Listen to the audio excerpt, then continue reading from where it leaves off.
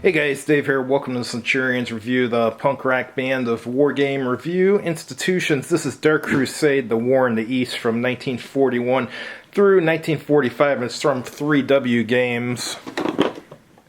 Dark Crusade recreates the epic struggle between Nazi Germany and the Soviet Union, the most titanic struggle in all history. Dark Crusade is the most accurate core-level Axis order of battle ever incorporated in the game, plus detailed Soviet production of infantry, shock and tank armies, armored and cavalry corps, air forces, artillery, and rocket concentrations. It is the first game to allow accurate and easy simulation of the Germans' initial extreme tactical superiority, dropping off in 1942 and vanishing completely in 1943. It also portrays the growing power of the Red Banner Air Force, armored exploitation, overrun partisans, German elite corps, the Japanese threat, naval landings and evacuations, Soviet cav and mech groups, weather events, fortresses, and isolation. Dark Crusade ties all this together within the framework of a simple point-to-point movement system, which yet produces an historically true picture at the strategic level. This movement system disperses with the traditional hex grid of most wargames and instead substitutes a series of points, geographical locations linked by lines of communication.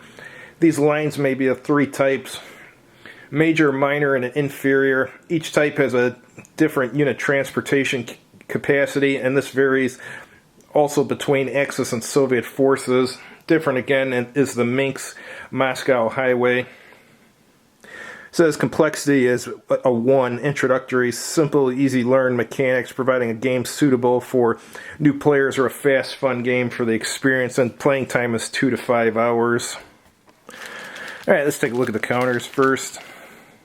Standard NATO military symbols, looks like those are single-sided.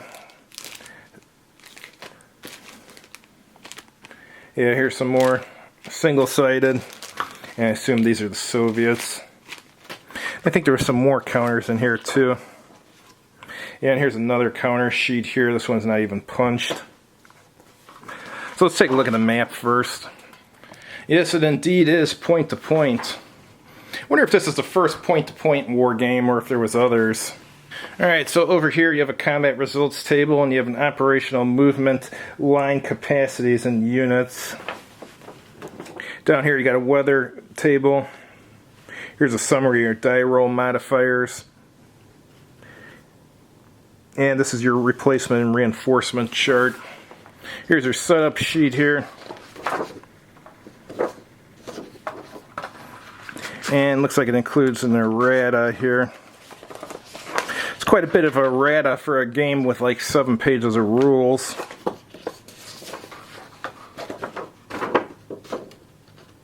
Here's your charts and tables.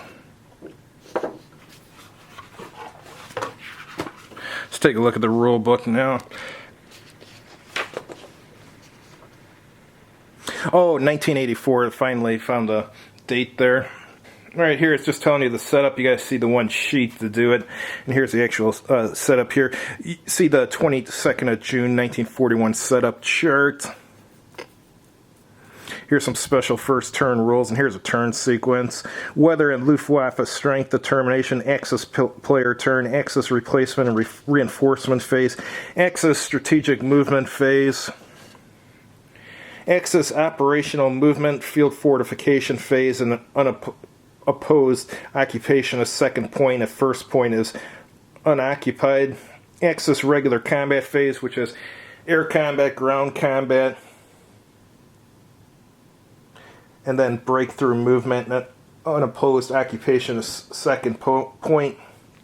Recovery of dispersed Axis units, Axis breakthrough, combat resolutions, tournament games, Soviet victory determination phase, Axis units supply status determination phase, and here's a Soviet player turn, Soviet R and RP, whatever that is, Soviet strategic movement phase, Soviet operational movement and field fortification phase, and then you have a regular combat phase, which has air combat, ground combat, and breakthrough movement. Then recovery at dispersed Soviet units, Soviet breakthrough combat resolution, tournament game access victory determination phase, Soviet units supply status determination phase. Okay, weather and its effects, use this chart. Here's replacement and reinforcement rules, strategic movement. Oh, actually there's more than 7 pages. There's 11 pages of the rules. Terrain effects. Stacking an unlimited number of units may be stacked on a point. Now it's going over operational movement and combat.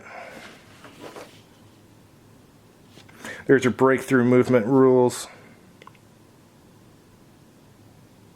Breakthrough combat, and here's your supply rules. And it's even got Soviet partisan and field fortification rules.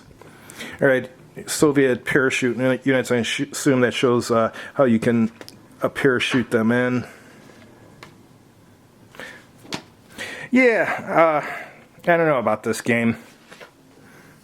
I might get a chance to try it. I don't know, it looks a little weird. Anyhow, if any of you guys have tried this, let me know how it is. I'm very curious. Have a good evening.